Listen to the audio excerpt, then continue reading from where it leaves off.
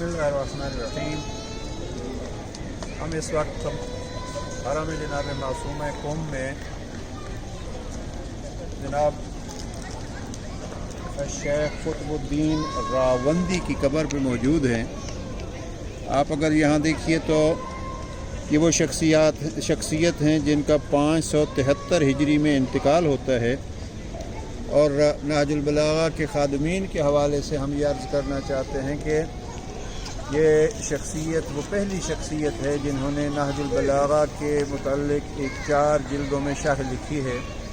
اور اس شرح کا نام ہے منہاج البراءہ۔ اگرچہ بعض بزرگان نے یہ لکھا ہے کہ اس سے پہلے بھی نہج البلاغہ کی شروح لکھی گئی ہیں،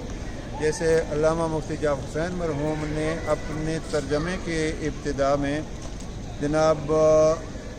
مرحوم ناصر کی کتاب کا تذکرہ کیا ہے، اور اس حوالے سے یہ کتاب بہرحال جو اس وقت موجود ہے عام، وہ منہاج البراءہ مرحوم حبیب اللہ خوئی کی ہے جو 21 جلدوں میں ہے۔ لیکن ابن ابی الحدید معتزلی سے بھی پہلے جس شخصیت نے نہج البلاغہ کی شرح اسی نام سے لکھی تھی منہاج البراءہ، وہ اس ذات گرامی کی تھی۔ ہم دعا کرتے ہیں کریم اللہ ہمیں بھی خادمین نہج البلاغہ میں سے شمار فرمائے، اور ان بزرگوں کی محنتوں سے ہمیں زیادہ سے زیادہ فائدہ اٹھانے کی توفیق نصیب فرمائے۔ اس دور میں واقعاً ضرورت ہے کہ ہم اگر مومنین کرام کے لیے اور اپنے مرحومین کی ایصال ثواب کے لیے کوئی ہدیہ دینا چاہتے ہیں، کوئی تحفہ پیش کرنا چاہتے ہیں، جس کو ہم صدقہ جاریہ کہتے ہیں، تو صدقہ جاریہ میں سے بہترین ایک علوم محمد و آل محمد کو پھیلانا ہے۔ اگر کسی کتاب کی شرح کو چاپ کرایا جائے، کوئی لکھوایا جائے، حدیث کے الفاظ ہیں کہ ایک کاغذ بھی جہنم اور آپ کے درمیان پردہ بن سکتا ہے، اور وہ بھی کلام اگر امیر المؤمنین کا ہو تو کیا مقام ہوگا۔ علماء کرام کی محنتوں کو عام کرنے کے لیے میں دعوت دوں گا مومنین کرام کو، آئیے آگے بڑھیے اور جناب امیر المؤمنین کے کلام نہج البلاغہ کو عام کیجیے۔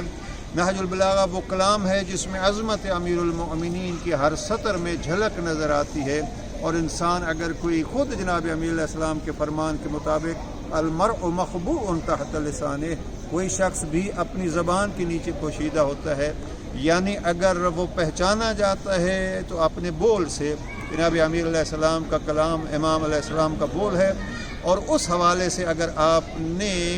اس طرف توجہ کی تو یقیناً یہ فضائل امیر المؤمنین کو عام کرنے کا ایک ذریعہ ہوگا، اور اس حدیث پیغمبر پر عمل کرنا ہوگا جہاں امام پیغمبر اکرم نے فرمایا تھا ذکر علی ابن ابی طالب عبادہ، کہ علی کا ذکر عبادت ہے۔ آئیے نہج البلاغہ کو عام کر کے ہم ذکر علی کو عام کریں، اور اس کے ذریعے سے علوم آل محمد کو پھیلانے کا ایک سبب بنیں۔ اور اس سے پہلے جو افراد یہ ہمت نہیں رکھتے ان کے لیے بھی آسان یہ ہے کہ اپنا کوئی وقت نکالیں اور وہ وقت جناب امیر علیہ السلام کے کلام کو دیں، اور پھر ہم اس کو آگے بھی بتلا سکیں دنیا والوں کو کہ ہمارے امام کی تعلیمات کیا ہے۔ جب ہم کہتے ہیں پیغمبر نے فرمایا تھا ان مدینۃ العلم وعلی بابھا، تو اس باب سے ہمیں کچھ لے کے لوگوں کو اور علمی مسکینوں کو اور علمی یتیموں کو ہم نے کچھ دینا ہے۔ تو نہج البلاغہ بعد از قرآن و فرمان رسول ایک بہترین ذریعہ ہے۔ پروردگار سب کی توفیقات میں اضافہ فرمائے، اور ہمیں یہ صدقہ جاریہ اپنی زندگیوں میں بعد از موت کے لیے ایک سرمایہ قرار دینے کی توفیق نصیب فرمائے۔ حرم معصومہ قم، یہ گنبد معصومہ قم، پروردگار اس گھرانے کی خدمت کی توفیق نصیب فرمائے۔ والسلام علیکم ورحمۃ اللہ وبرکاتہ۔